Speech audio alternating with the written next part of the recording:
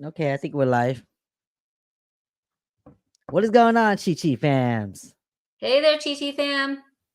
I know, Lisa, you're like a new face now. It's been so long since I've seen you on here, huh, Charles? It's been a minute. It's been a minute. For real. You been good though? Like, what's been going on? Oh man, I've been traveling a whole lot. I went to Arizona. I had some deals going on over there. I am licensed over there as well. And one of my really, really dear friends, she opened a food hall. And it's the first concept in Arizona. It's called Tempe Eats.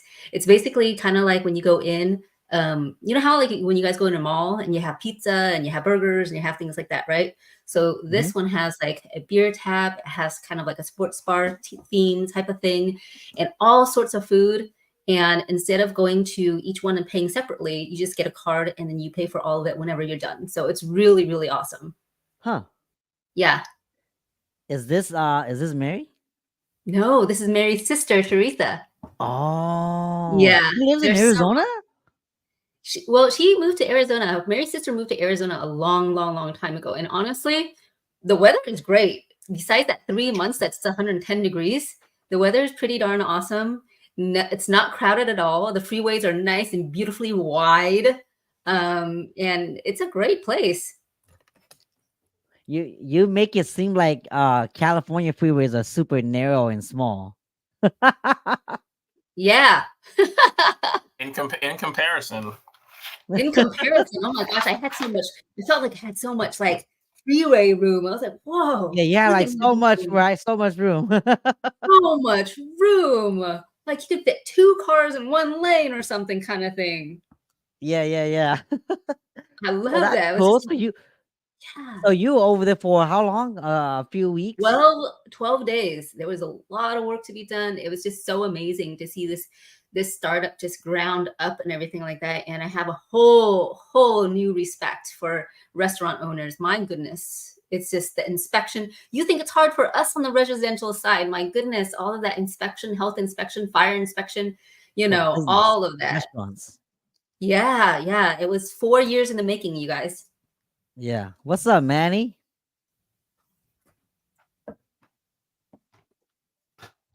Hey, it's Manny. Yeah, it's Manny. You know Manny. I We do went know and had Manny. coffee the other day too. We went out and had coffee the other day too. So it's good to see you, man. What about you, Charles? What you been up to?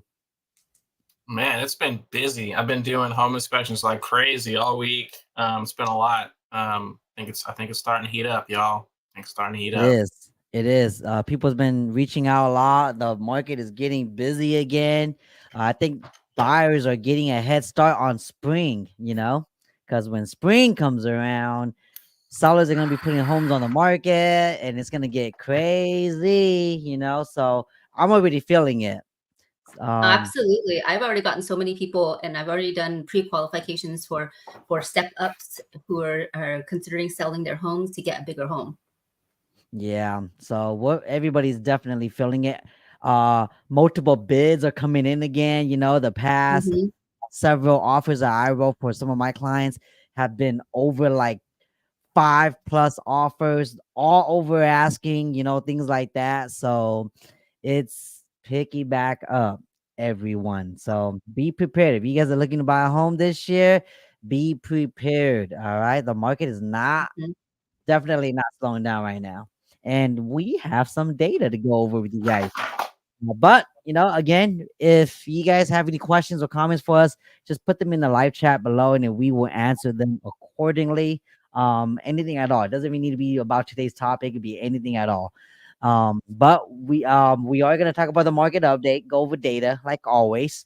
My favorite topic, and then Lisa's gonna share why it's so important to get your pre-approval out of the way, for first-time home, Mhm. especially like if you're looking to buy a home right now, why it's super, super important for you to get your pre-approval out of the way. Okay.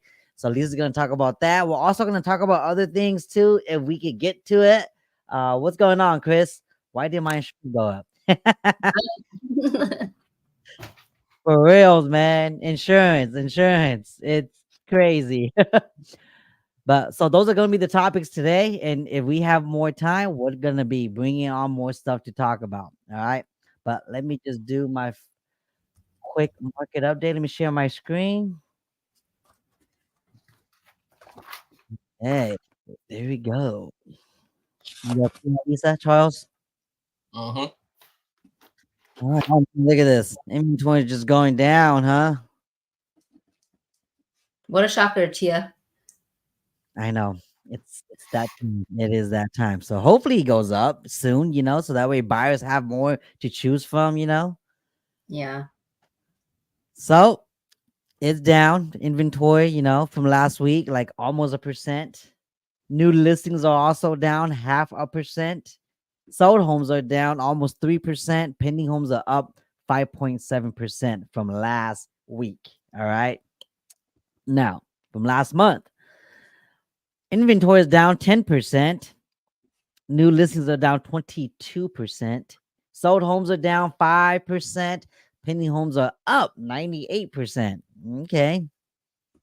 And these are, again, pending. So they could go either way, sold or back on the market to this number right here. So pending. And year to date, it's not going to be much because, we're only on the second month of the year. So it's not going to be much. So I'll just go straight over here year to date. Okay. Compared to last year. Now, inventory is down 6.8% from last year. New listings are up from last year, 3%. Sold homes are up 3%.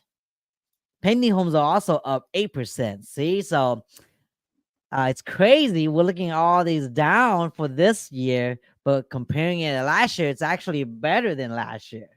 Isn't that crazy, guys? Only data is going to reveal this to you. Only data. Okay. Not people like me or anybody else, not gurus and all. Only data. Okay. Average price per square foot. It's down from last week, 1%. But from last month, though, comparing, it's up 3.5%. Okay. And in year to date, compared to last year, it's up 5% from last year. Interesting. That's average price per square foot. Okay. Days on the market. It did not change from last week. 42 days on average. 97% of sellers are getting what they're asking for. Now, from last month, 33 days on average versus 35. So, homes are still going quick. Quick. Okay. 33 days on average. 98% of sellers are still getting what they're asking for. Now, if you're comparing this same time to last year, right? Look, last year was 50 days on average for a home to go just to sell.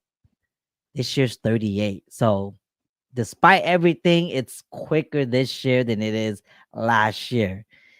98% of sellers this year are getting what they were asking for, and 95% of sellers last year was getting what they were asking for. Now, this part right here gets confusing to a lot of folks. I want to kind of talk a little bit about this real quick before we move on. This just means that when a seller puts the home on the market for a certain price, 98% of them are getting what they're asking for. And you guys are probably saying that can't be true, Chia, because I see a home that's on the market for so long and they do reductions and the reductions and then they get it sold. True. So most likely these are probably the seller that's marketing their home correctly, slightly putting it below market or the medium price, around the area. And they're probably staging the home, taking great pictures of it, marketing it correctly, and they're getting a lot of traffic in there within the first few weeks of it hitting the market. So that's why you see that. Yes, there are homes too that are selling that's doing price reductions, etc. But a lot of times those sellers are the seller that's overpricing their homes and they're not really giving any incentives with their homes. So yeah, hopefully that makes a lot of sense. It did, right? Right? It made a lot of sense, right?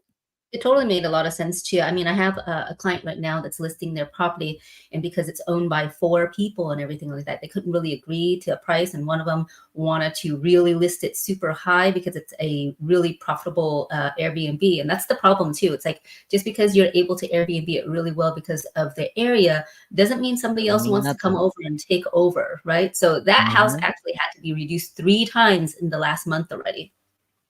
Yeah, that's the thing, sometimes I think as a professional in the industry, when we don't convey that to the clients and let them know that it's a different market, people that's gonna look into buying your home might not be like you. They might not want to do the same goals that you're doing to this home. They might want to just live in it. They might not even want to Airbnb it no more, and the fact that it was an Airbnb, they might be even more concerned now because they rent Airbnbs out and they know what they do when they go to other people's Airbnbs. So it's not always a one size fit all, kind of situation. So I always like to tell all of my sellers, when you're selling your home, just take all your emotions and everything out, because think of it as if it's no longer your home. Because when Yeah. somebody comes in there, they're not going to have the same idea as you. They're not going to plan on doing anything to the home like how you would anymore, So that's one big thing I tell all of my sellers. So yeah. Okay. Average price sold and for sale from last week. Oh, no change in active prices. Okay. But sold price went up from last week 4.8%. Look at this from last month. Active price did go up 6.5%. Sold price is up almost 4% from last month. Now, comparing to last year to date, active price is up 6.6%. Sold price is up 5.2%. There you guys go, folks. All you guys are asking that prices have been down, prices are going down. This is the data, y'all. Again, I love to emphasize that so that way you guys hear it, because again, sometimes you guys are hearing it from other people that aren't in the industry or aren't sharing actual data, or they're just trying to bait you into telling or into sharing something that you want to hear. And it's not true. Home prices are not going down because of inventory and demand. You guys see it right here. Active prices up, sold prices up on average.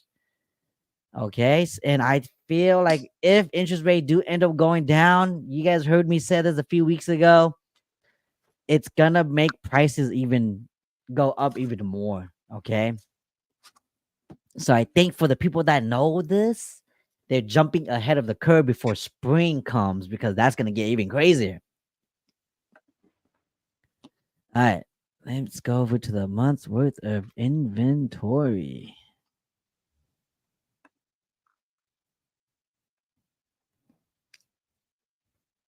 We're not going to look at this because this is January. We're going to look at this.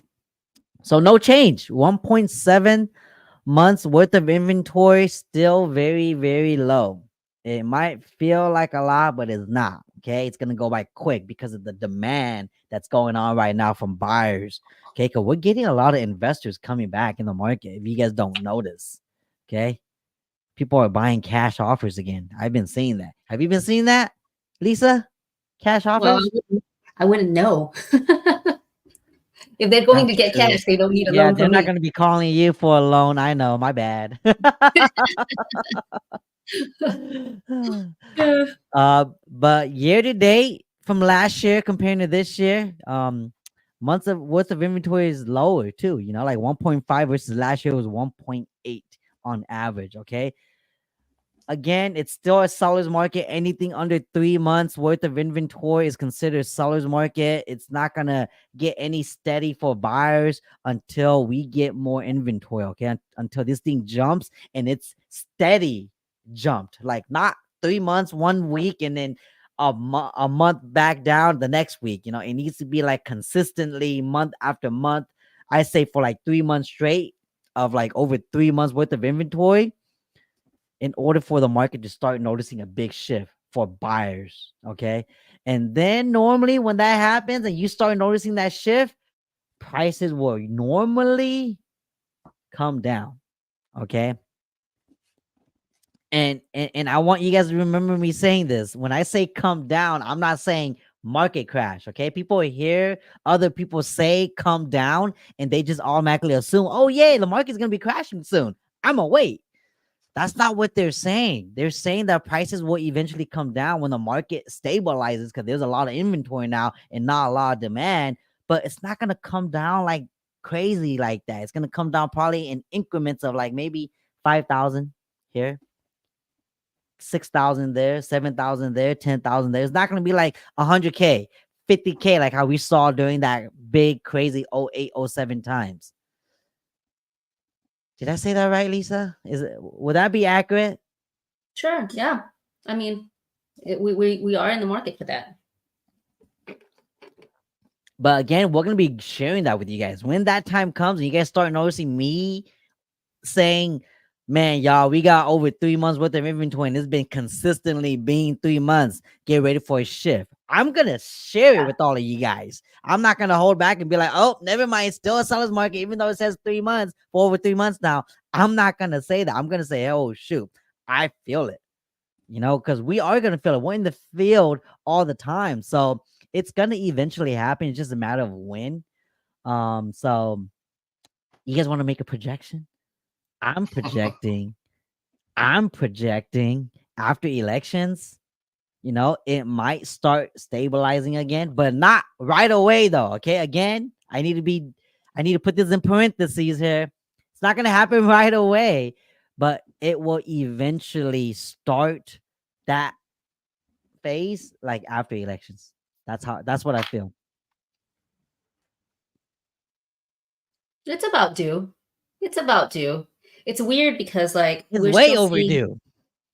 it is, but at the same time, we're in a funky time, Gia.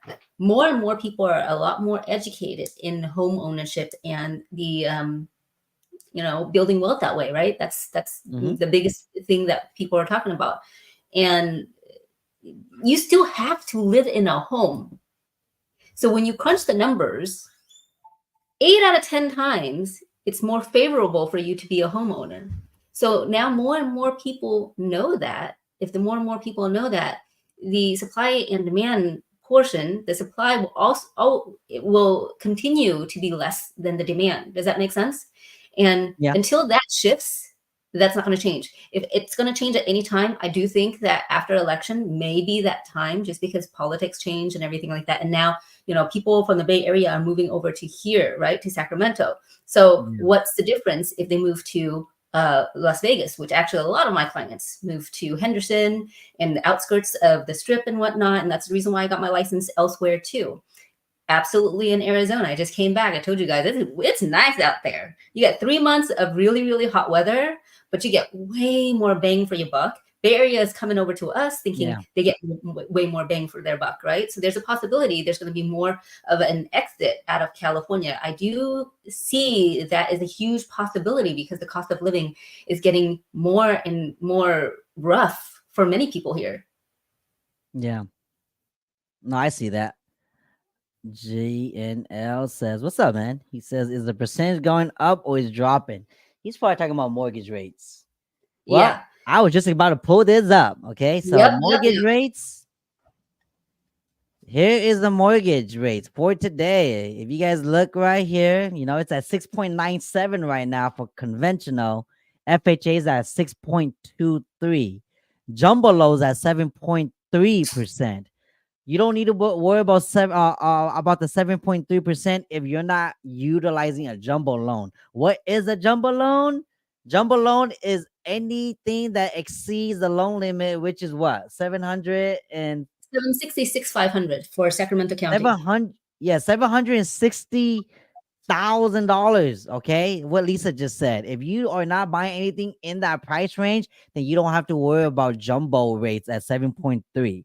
Anything under that, you're either FHA 6.23, VA 6.25, or conventional 6.9.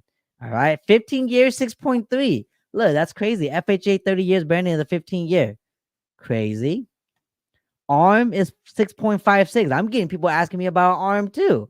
It's not even worth it, y'all. Going to an ARM. Why would you use Mhm. an ARM adjustable rate mortgage? That's what it is.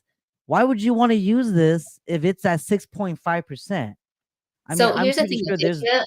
When you have a loan that is a jumbo, or most of the Bay Area, many people in the Bay Area use it because yep. a small percentage can make a difference of your debt to income ratio. It can make a difference of a few $100, and whereas for us, it's not even $100 of a difference.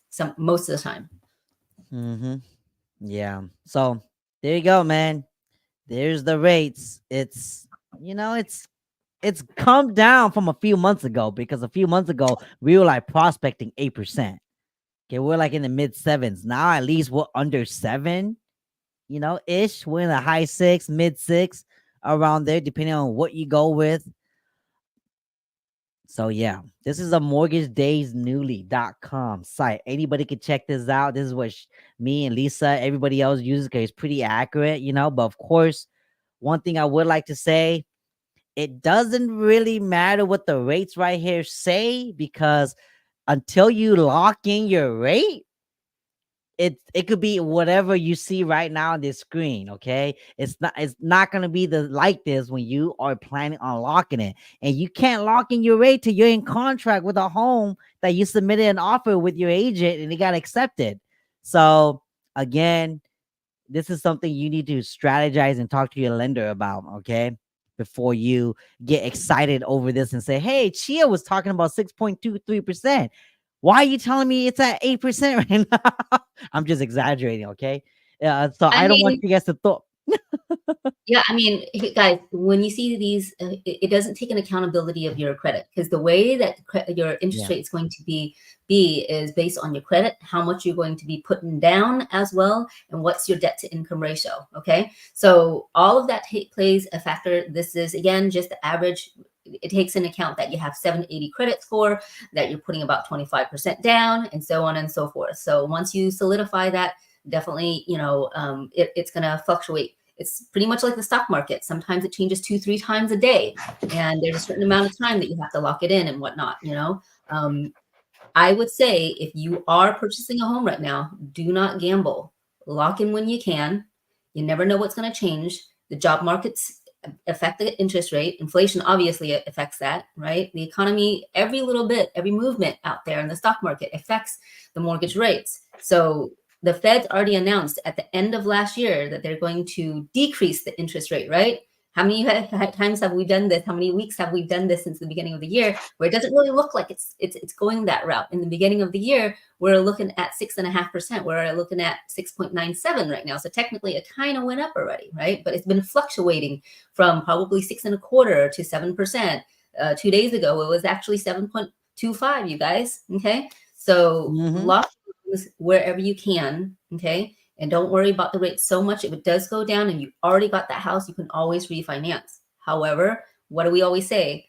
Be safe and be vigilant, because if it is not favorable for you to refinance, don't put yourself in a situation where you're waiting and waiting and waiting for that time to come. I'll say this too. Don't get greedy. If you see a rate one time, like let's say this past week or so, and it's at Mhm. 6.5 or so, you're like, ooh, but I heard the feds are gonna probably drop more, so I'm gonna wait. Don't get greedy. If it's Yeah, like right now, like let's say it's today, like you saw 6.5 last week and you didn't lock, or you heard that the feds are most likely gonna drop the rates, and then you don't lock, and then this week comes around, you see 6.97, you're like, oh, should have locked. You're gonna have a bigger regret that way versus if, let's say, you did lock at 6.5, and then maybe it drops to 6.4.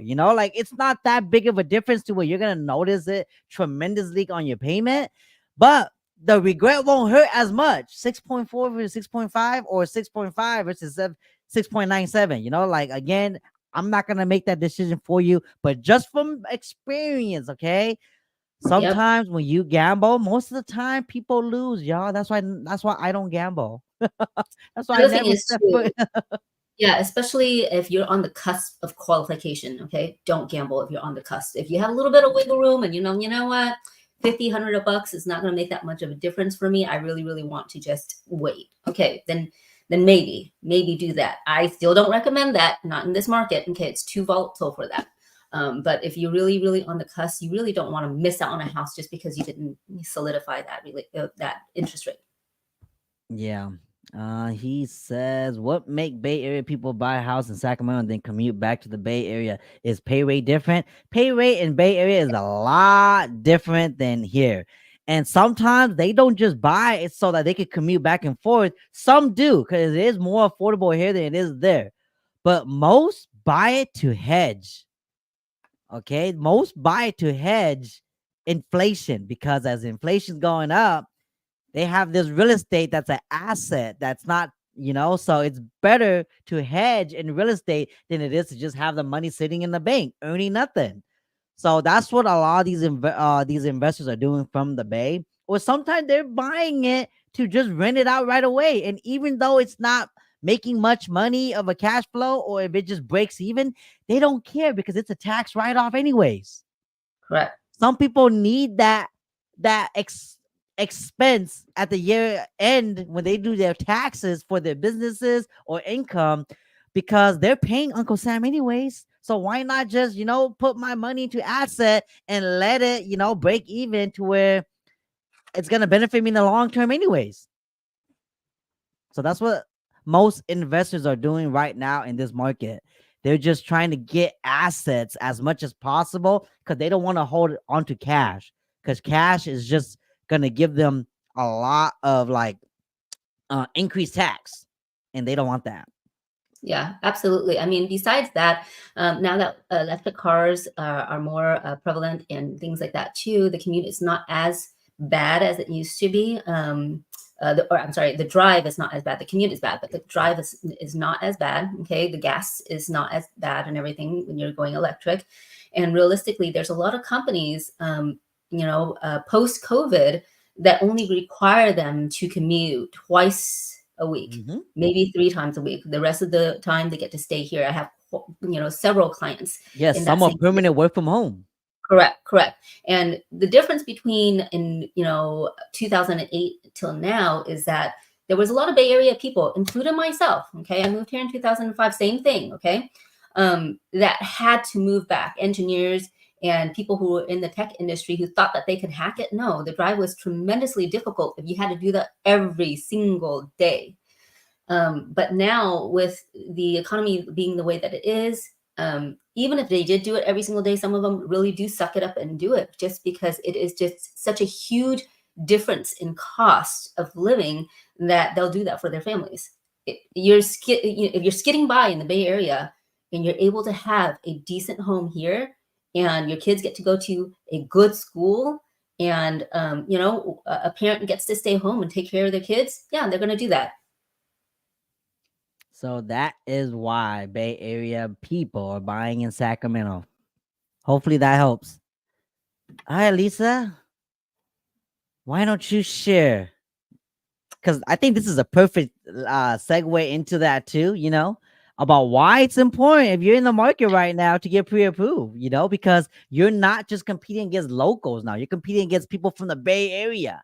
And most of the time, Bay Area people probably are buying over 20% down. So a seller that's seeing that kind of offer and then comparing it to a first-time home buyer that doesn't even have their docs lined up yet, the seller's going to most likely choose a different offer, So, you do not want to be that person that finds a home with your agent and you love it, and then you decide to do your pre-approval when that time comes. Because if you do that, it's not gonna take you just a minute to get your pre-approval done. It's gonna take you a while, depending on how fast you gather your documentations and give it back to a person like Lisa to review it with you, run your credit application, do your DTI, ask for all your assets, and then determine what your purchasing power is.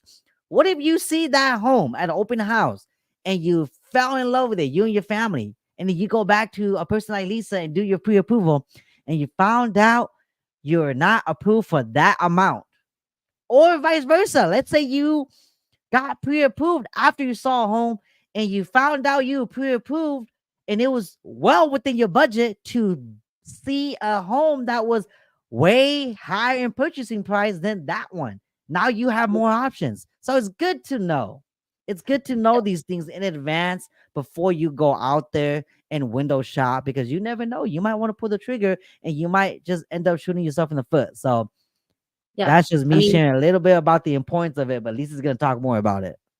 yeah, I mean, you're setting yourself up for failure that way. You're going to be so disappointed. How hard would it be when you go into a home and you're absolutely in love with this home, and then you find out the payments? So, what do we say in this industry? You fall in love with the payment before you fall in love with the house. Okay, because at the end of the day, the home is you. The home is your family. The home is the space that your family gets to grow up and make memories in.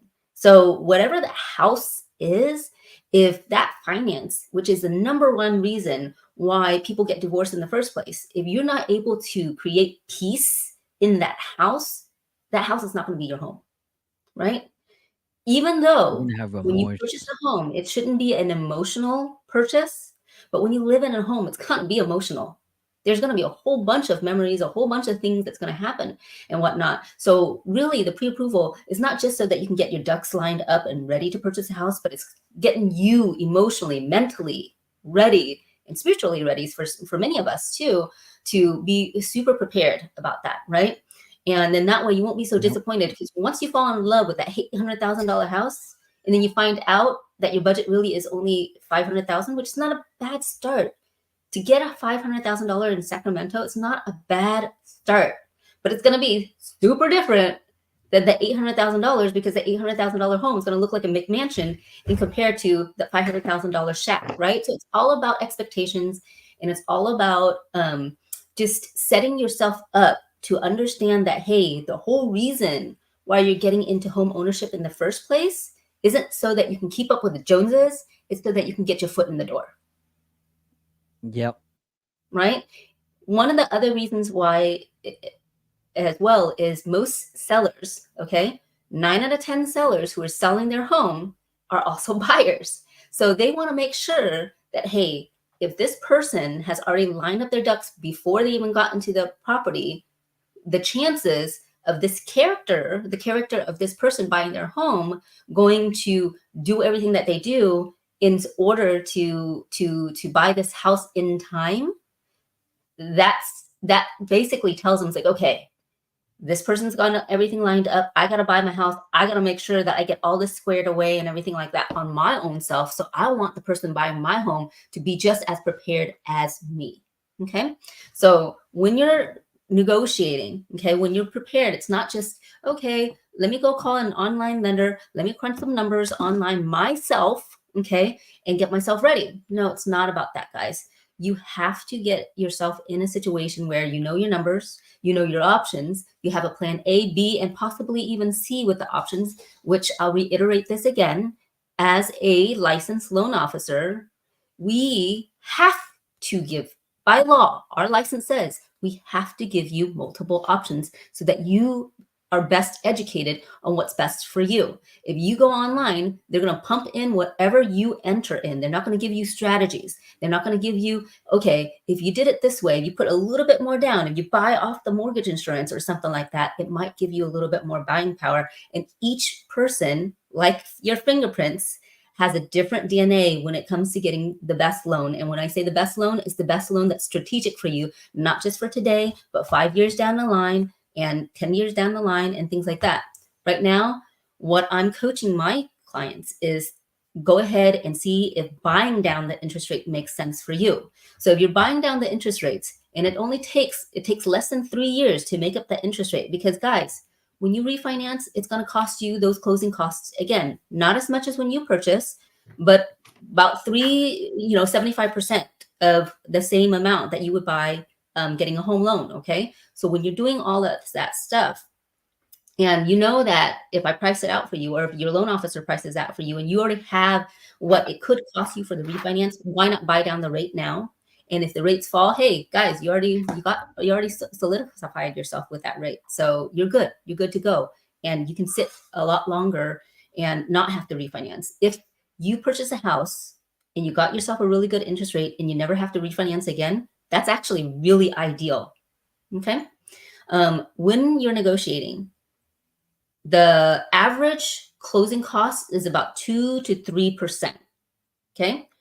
And I say that so that you're aware when you're shopping lenders across the board, there's some lenders that won't disclose what the full amount of escrows or title, or they really, really will minimize that That's cost, so. and they'll minimize property tax, they'll minimize home insurance and things like that, just to make that sheet look so much prettier because, hey, at the end of the day, it looks like you're paying a lot less. Then what happens? You save up $20,000, $30,000 to purchase that house, and come find out you're already in escrow, you already pay for the inspection, you already paid for the appraisal, and come find out that escrow fee is 3 times as much as your lender told you. That title fee, that property tax, that all that stuff is so much higher, right? And you're thinking to myself, but I only saved up $30,000. I'm short $10,000. Where am I going to come up with this? And this is where that nightmare comes in, where people tell you, it's like, oh, my loan process was such a nightmare. And I like to prepare people. I like to over deliver rather than over promise. And guess what, guys? Legally, let's just say, for instance, your closing cost is $12,000, but I'm going to quote you $15,000, $16,000 because, one, maybe you want to buy down the interest rate. Two, maybe the seller is willing to give you a whole bunch of credits. And this happened before, right, Chia? Where you negotiated $20,000 worth of closing cost credits, but then come find out the closing cost is only $12,000. So there's $8,000 left on the table. Guess what? Take that $8,000 and buy down the interest rate, right? So a lot of things that you can Don't leave do. me on the table. Correct. And if you knew that ahead of time, not only are you prepared to make a really strong offer, you're also preparing yourself mentally and emotionally to say, oh, guess what? I didn't have to spend that additional $8,000 anyway. Yay. Guess what? That money goes back in your pocket. Your lender, your agent, the seller, everybody on the table that's helping you with this process cannot legally, nobody can legally take that money that you don't need. Okay. I hope that makes sense. No, you're right. Like, I think a lot of times too, like people, first-time home buyers, they submit an offer on a home and they're in escrow now and they're excited, right? Their offer gets accepted, and then they go through the motions, and then they start, they kind of forget, right? Like everything you've explained, the closing costs, the fees, everything that's involving their closing costs and all of that, what they need to pay on their portion. Sometimes first-time home buyers forget that talk. And Yeah. they go through the motions and they're in escrow, and then you guys have that talk again because the loan estimate comes out, loan disclosures and all that need to go over. They forget that conversation with you, and then this is why I love that Lisa always sits down with the clients. Lisa always like make sure that they remember things, and then she just doesn't do that to them. She reaches somebody like me or the agent that client is working with, and she lets the agent know that, hey, look, I just sat down with this so and so and I went over all of this. They may have been overwhelmed, but in case they aren't, they let you know and they don't let me know. Just let me know so I could reach back out and simplify it again. Little things like that. It's so important. And that's why we over communicate, especially when it comes to the numbers, because it is overwhelming. The last thing you probably remember was, the last thing you probably remember that was number wise was that address that you submitted the home on, and then now you're talking about 3.5% down. You're talking about 2% closing cost assistance. You're talking about all of this, and you're like, man, was it really this much, or was it really this amount? And so sometimes it's just information overload, it is, and you forget which numbers belong to which section that you're talking about. That's absolutely normal. And this is where having that relationship, okay, it's not a transaction, but having that relationship with your agent and with your loan officer, they're there to really help you. They're not just your loan officer. Yeah, I mean, at least a good one, right? Your good agents, your good loan officers, they're your coach, they're your cheerleader. They want you to succeed. Yeah, tell your agent or your lender that you're working with if you feel some sort of way, if you don't understand anything, like over communicate that as well, because we can't read your mind. Most of the time, like we'll probably only see you when we're looking at homes, or we're out for lunch or on the closing table and signing paperwork and all that, or giving keys, right? And so if it's any time in between that, you're not gonna see us. So call us, text us, email us what you gotta do, questions and concerns you have, and over communicate that, because I could guarantee you most of the times your concern is because it's all up here. You've been asking yourself the question and you've been answering your own question, but you've been giving yourself the wrong answer when you should have been asking the question to your agent or to your lender. So that way they could explain it correctly. And so that way they could remind you also why you are there in the first place. Because Right. sometimes it's overwhelming and people forget. People really do forget. And that's why you have individuals like myself and Lisa to assist, so that we can walk you guys through that process and break it down, make it more simple so that you guys could digest that information and make a good decision. Absolutely. Jen L says, if that's the case, why is a lot of people moving out of California, or people from other state with working minimum wage could afford California home, then rent out their home? Just a question. Well, people talk a lot about people moving out of California a lot. I think we did a section on this a while back, right? They don't Hmm. talk about people moving back to California either. They talk a Correct. lot about people moving out of California, but they really don't talk about people moving back into California. Right. And, if you look at all of that, basically, if I remember correctly from the data when we went over this, it kind of averages everything out. And at the end of the day, yes, you could choose to move out if you want to, because you could probably afford it more. Or some people would just stick it through and make it work.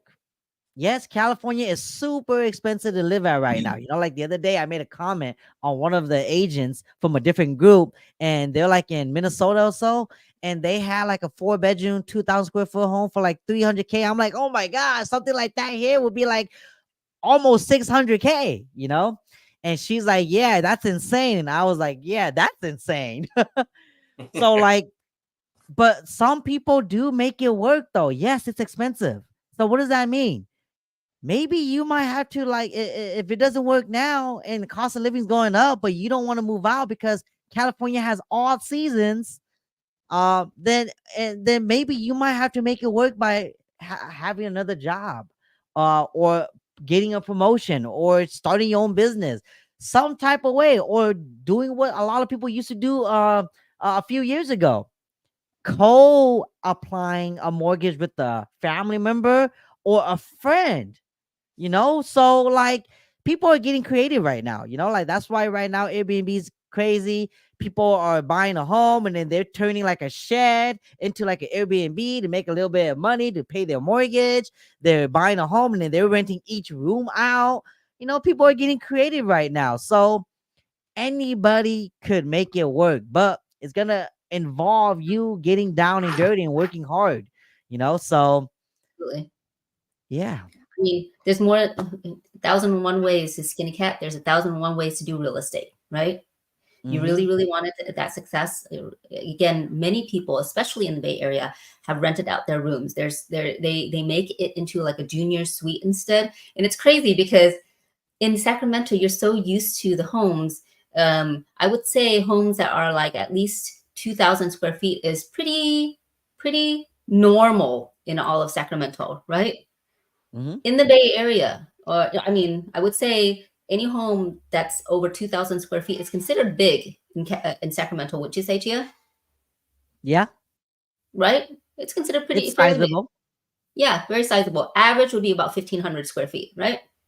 In the Bay Area, okay? If your home is above 1,100 square feet, that's considered big. That's the range that I'm talking about. Okay. I know. I remember I showed a client that just sold their condo in the Bay Area, Yes. and then they had kids, and then we came in, and then we came and bought, looked at homes in Elk Grove, and the kids was like, "Oh my gosh, mommy, daddy, there's a backyard," Yeah. No, isn't that crazy? and I was Isn't that like, and in my mind, I was like, "Yeah, it's a backyard, And then I was talking to the mom, and the mom was like, "Yeah, we sold our condo, and the condo doesn't have a yard, obviously, but we sold it for a significant amount to where we could just cash out this home in Elk Grove, And so, like, but then here's the thing that they don't share, but that you need to understand as a first time home buyer. They probably bought that home back when it was like probably 200K, right? Back in the day. And then they were now able to sell it for like 700K. But they held on to that home to where the market went up, and now they're able to reap the equity and sell it and cash out a home that was bigger in a good area. So if you don't start and you're stuck paying somebody else's mortgage because you're a renter, that's Mhm. always going to be the case. It's always going to be a what if. Yes. Imagine if. It's always going to be that until you own your own home. You're never going to be able to build that equity for yourself, because everybody's going to need a home. Why not pay your own home versus paying for somebody else's home just to borrow it temporarily, not knowing when they're going to evict you out because now they need to move in because it's their home to begin with. You're just renting the space. Right. Right. People don't And think about that. It's funny because like the other day I was talking to this parent, right? And she was telling her kids, don't buy a home. Because when you buy a home, you got to pay for utilities, you got to pay for tax, you got to pay for all of this. Don't buy a home, just rent. The landlord pays all of that. I was like, how much is your rent? And then I calculated everything. I'm like, I was looking at the tax record. Okay, he bought this home in 2012. Right now it's 2024. It's a 4-bedroom, 2-bath house in South Sacramento. Man, he's cash flowing like $1,800 from you guys. Of course, he's gonna pay the utilities and all that for you. He's already making so much money on the back end. So for you, it seems like, oh my God, it's such a better deal to rent that house out because you're not paying for any of those things. You guys are paying it. You guys are yeah. paying him so much in the rent. He has so much upside. He's using the upside to pay the mortgage. That's probably only a couple $100s, and the utilities, and he's still left over with over $1,000 of cash flow. So you guys are like a monthly piggy bank for him, ATM that he's withdrawing money every month. Why not flip Absolutely. it now to where you're doing it? Absolutely. I mean, Chris on the chat said it really well. Interest rate for rent is 100%. And if you're paying about $2,000, I'm I've just going never to make heard of that even round before. numbers. Okay. I'm going to just make even round numbers. If you're paying $2,000 worth of rent, okay, that's $24,000 in a year. That's $48,000 in 2 years. That's $96,000 in 4 years. So that's almost $100,000 that you just shelled out for somebody else. For a landlord, Yeah. that is a dream for them. Okay. That is a dream because eventually, even if they're not cash flowing now, they know this is generational wealth, guys. They Mhm. know they keep onto that house, especially let's just say you're in your 30s. You're in your 30s, okay? And you get to retirement age, which is 60, 65. That's normal, right?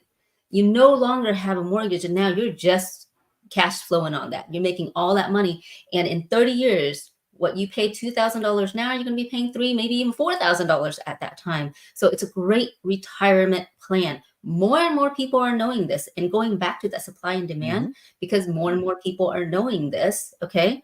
The supply still hasn't caught up to the demand yet.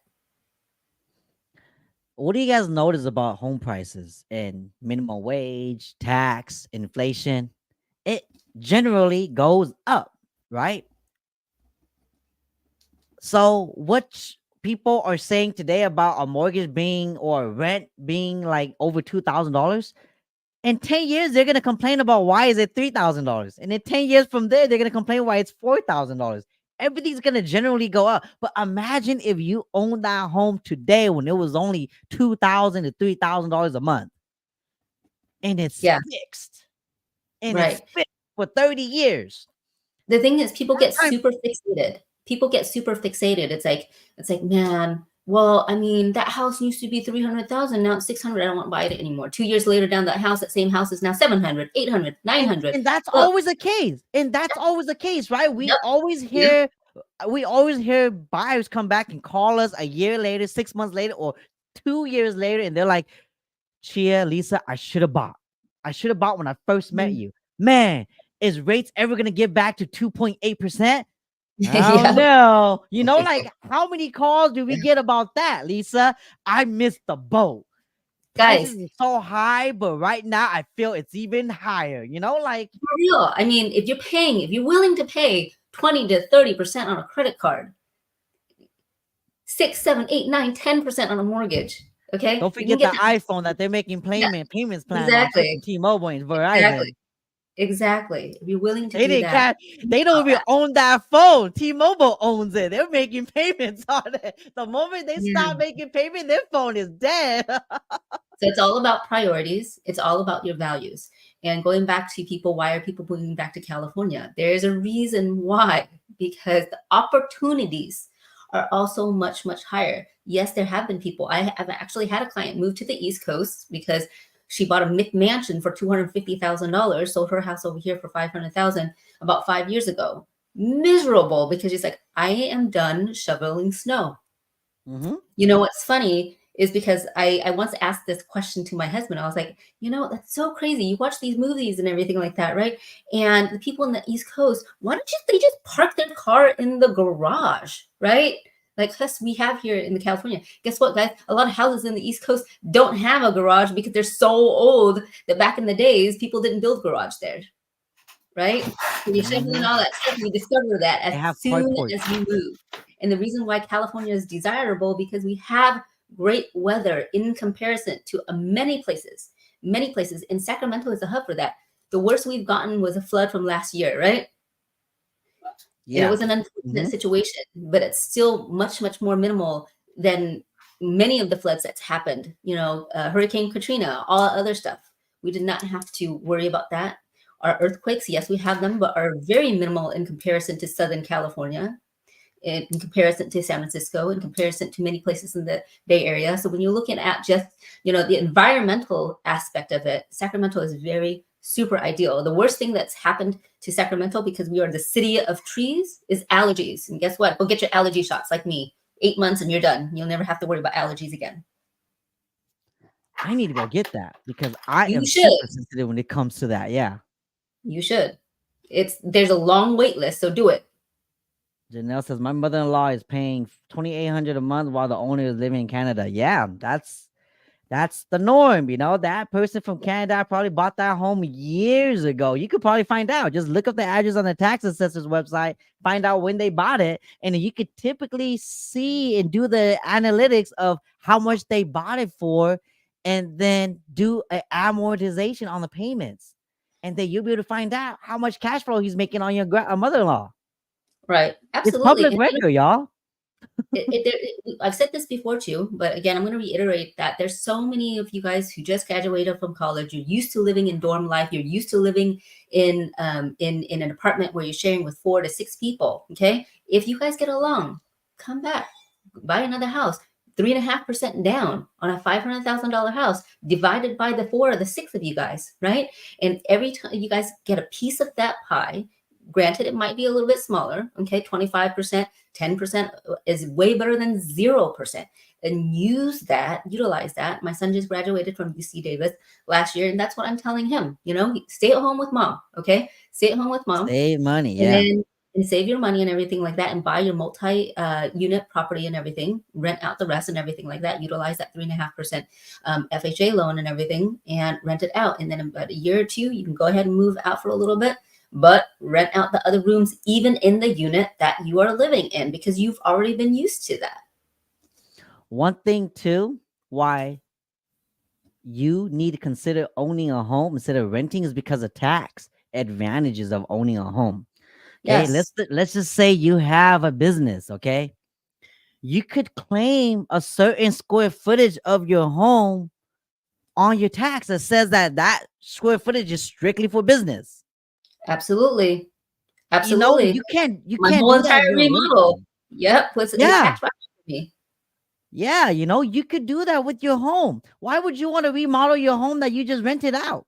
You're doing the landlord a favor. He's gonna love you, but I'm just saying, you know. And Charles, I'm not talking anything against you, but you know, I'm just saying, you know. He lives But in a to big like, mansion. That. yeah, he lives in the mansion. He has a big piano. That's all he thinks about. So, but yeah, you know, like if you guys are looking to buy and you're asking yourself, should I buy? Like, when should I buy? Like, the time was yesterday. If you could qualify to buy a home, okay, and it serves all of your needs, notice how I say needs, not want, okay?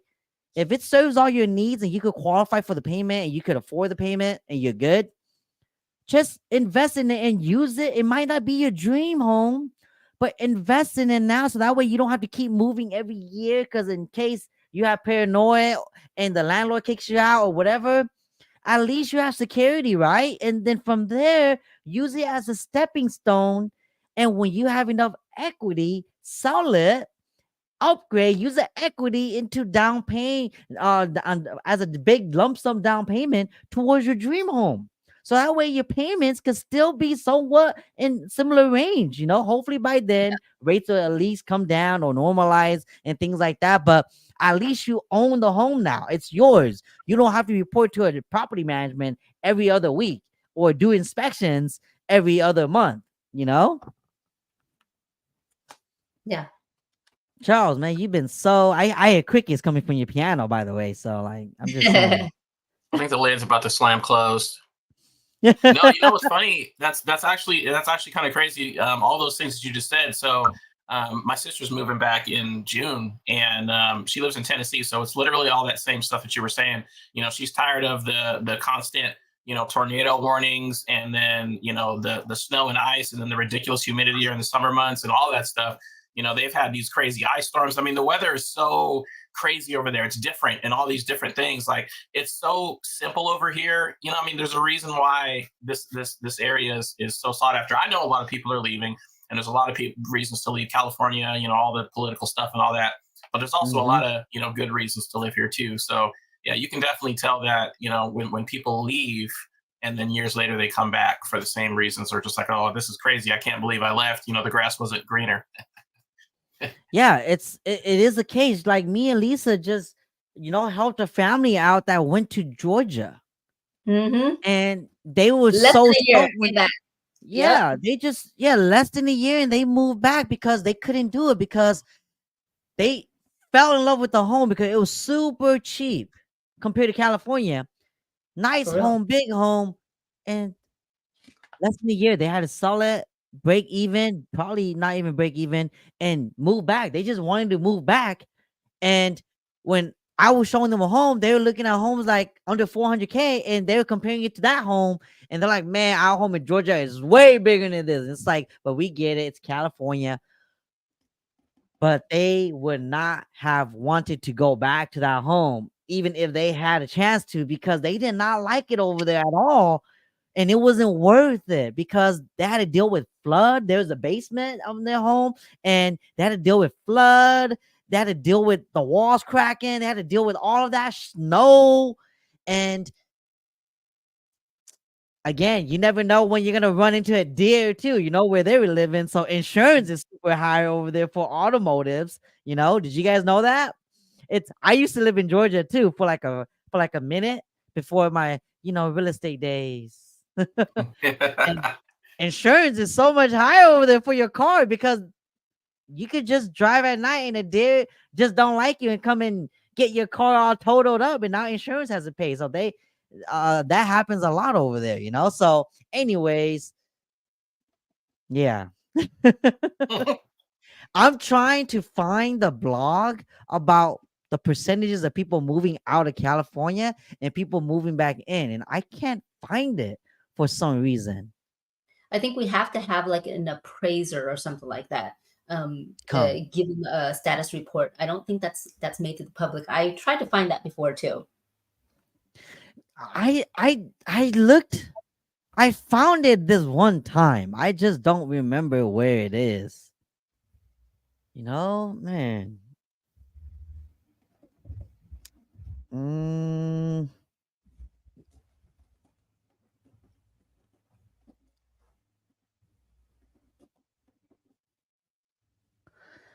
Chris is saying, what is Chris saying?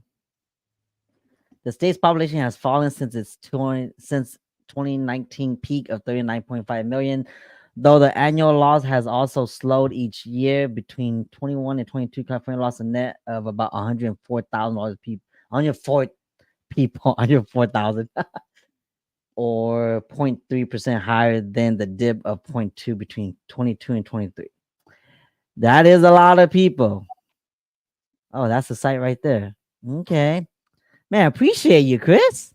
If you guys don't know, Awesome. by the way, Chris Camara is the insurance broker that was on the show these past few weeks. Okay. So if you guys have questions about insurance, he's the guy you guys need to message. He has a lot of information, has a heart of a teacher, shares a lot of info on insurance. So yeah, that's this guy right here.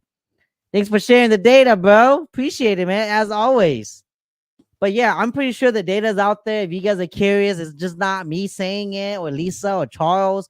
Just go search it, Google it, and say percentages of people moving out, but also search percentages of people moving in to California. And again, sometimes you might be competing with those out of state buyers because they miss home, they miss family, they miss the 4 seasons, they miss the hot sun where it's not that humidity crazy like in the East Coast, and they might be your competition for the next home. You never know. Okay. But I do know this for sure that the market is picking up. We're seeing a lot of multiple offers again, and I don't think it's gonna stop. It's gonna keep being like this. So if you are looking to buy, it's probably better that you get it now. So that way, before the market peaks and the price goes higher, at least you have equity now in that home that you got now versus then. Okay. And did I miss anything, Charles? Did I miss anything, Lisa? No, you did it. You did a great assessment We did today. great. Yeah. All right. Well, it's 8 o'clock. I'm gonna let everybody go. Hopefully, you guys found this informative. If you guys did, like it, share it with your friends and family that's looking to buy or sell. If they have any questions at all about getting pre-approved, they want to know what their situation's like, just reach out to Lisa. Okay, I was on her site earlier. Just go look at it. Just get in contact with her. Right here, it's called loanlanguage.com. Just go check her out. She's super cool. She'll run all your numbers for you and let you know if it's a good time for you and your family to buy or not. And go from there. If you guys need a home inspection, reach out to Charles. He is this good looking guy right here,